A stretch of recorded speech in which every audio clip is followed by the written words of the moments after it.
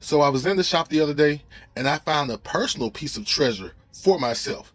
If you look right below me, you see the name prominent. This, the Hit Squad, I think is his first work in American comics. So let's jump in and see what it's all about.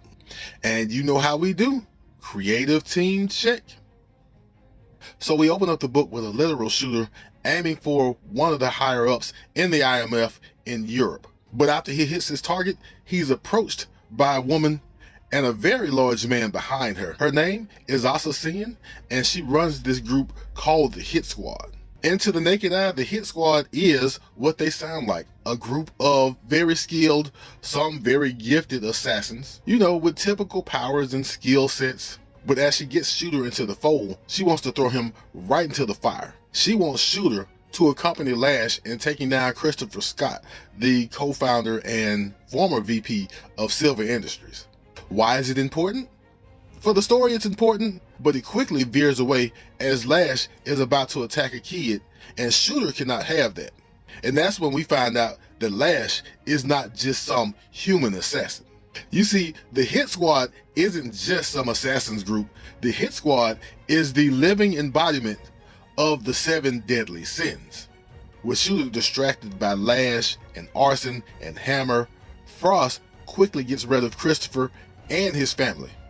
But again, it's important, but it's not important. What's really important is that our assassin turned protagonist is now going 1-on-7 with these 7 deadly sins. Although I think where the book gets more interesting is when he goes 1-on-1 with Gage.